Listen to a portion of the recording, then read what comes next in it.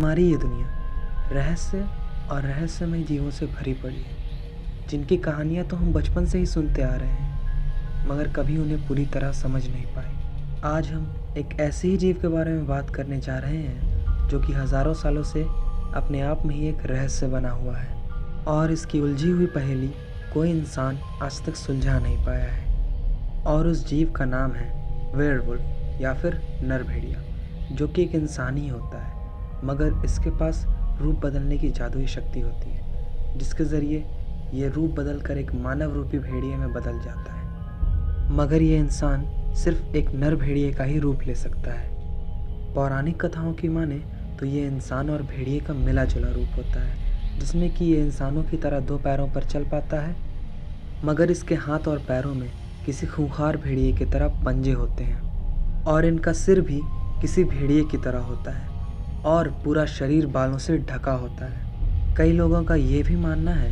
कि ये वो लोग होते हैं जिनको भगवान की तरफ से इनके बुरे कर्मों के लिए इन्हें श्राप दिया जाता है। कहा जाता है कि ये लोग अपने पूरे जीवन में जानवरों की तरह बर्ताव करते थे और बहुत ही क्रूर थे, इसीलिए भगवान ने इन्हें आधा जानवर और आधा इंसान बना दिया और इन्हें श्राप मिला कि इनकी गिनती ना तो इंसानों में होगी और ना तो जानवरों में। इनकी आत्मा इन दोनों के बीच में ही कहीं फंसी रह जाएगी। कहा जाता है कि ये लोग पूरे चांद की रात अपने सबसे भयानक रूप में आ जाते हैं और इनकी ताकत कई गुना बढ़ जाती है।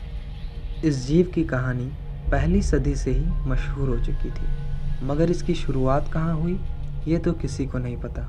लेकिन अगर हम कुछ सबूतों की माने तो इसकी अफवाह मेसोपोटामिया से शुरू हुई थी, जो कि आज के ज़माने में इराक, कुवैत, सीरिया और टर्की के कुछ हिस्सों में मौजूद है। इन्हें देखे जाने की घटना कई बार सामने आई है। अगर हम कुछ मशहूर समय की बात करें तो इन्हें यूएस के शहर डेलावेन में 1999 को देखा गया था और उससे पहले 1936, 1964 और 1972 में देखा गया था। लेकिन उससे भी पहले साल 1450 में इनके हमले की खबर पेरिस शहर में सामने आई थी, जहां पर 40 लोगों के लाश के टुकड़े मिले थे, जिसकी तहकीकात से ये पता चला कि ये भेड़िए जैसे जीवों ने किया है, मगर जिस तरह से उन्होंने शिकार किया है उनकी ताकत आम भेड़िए से तकरीबन 5 गुना ज़्यादा थी। उस ज़माने के लोग बहुत ही ज़्यादा सोच में थे कि कोई भेड़िया इतना ज़्यादा ताकतवर कैसे हो सकता है। लेकिन सोचने वाली सबसे बड़ी बात तो ये थी कि शहर के बीचों बीच भेड़िए आए कहाँ से। इस बात से ये अफवाहें उड़ने लगी कि ये हत्याएं वेयरवुल्फ ने ही की हैं। ये जीव हम आम इंसानों के बीच घुल मिल कर रहते हैं और हमें इन पर ज़रा भी शक नहीं होता, और फिर ये अपनी भूख मिटाने के लिए अपना असली रूप दिखाते हैं। कई पुराने लोग ये दावा करते हैं कि ये लोग भी झुंड में रहते हैं, बिल्कुल भेड़ियों की तरह, और इनका अलग ही कबीला होता है जहाँ ये इंसानों का रूप लेकर इंसानों के बीच रहते हैं। ऐसा ही एक हादसा हमारे देश भारत में अंग्रेज़ों के राज के दौरान हुआ, जब साल 1887 में उत्तर प्रदेश के एक गांव के 600 लोगों को भेड़ियों ने मार डाला।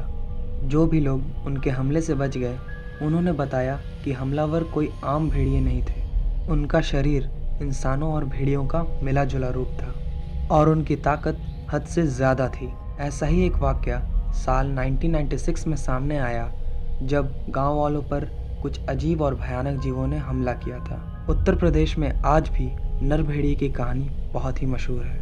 और अगर बात की जाए आज के आधुनिक ज़माने की कि वैज्ञानिक इस बारे में क्या सोचते हैं, तो हमें पता चलता है कि उन्होंने वेयरवुल्फ को एक म्यूटेटेड ह्यूमन बताया है, जिसका मतलब होता है कि किसी कारण से अगर इंसान के डीएनए में कुछ बदलाव आ जाए तो उसके शरीर का हिस्सा भी कुछ बदल सा जाता है, जिसे कि हम वेयरवुल्फ या फिर नर भेड़िया मान लेते हैं। दूसरी तरफ उनका एक और कहना यह भी है कि कुछ लोगों के दिमाग में एक जानवर होने का वहम बैठ जाता है और उनके ख्यालों का जानवर अक्सर एक भेड़िया होता है, जिसकी वजह से उनमें मानसिक रूप से बदलाव आने लग जाते हैं और वो एक भेड़िए की तरह हरकतें करने लग जाते हैं, जिस दौरान वो दूसरों पर हमला भी करने लग जाते हैं। इस बीमारी को डॉक्टर्स ने लाइकेंथ्रोपी का नाम दिया है। मगर आपको क्या लगता है, वैज्ञानिकों की ये बातें सदियों से चली आ रही वेयरवुल्फ की कहानी को झूठा साबित कर देती हैं? कमेंट में ज़रूर बताइए। आज की वीडियो के लिए बस इतना ही। हम आपको अगली वीडियो में एक और रहस्य के साथ दोबारा मिलेंगे।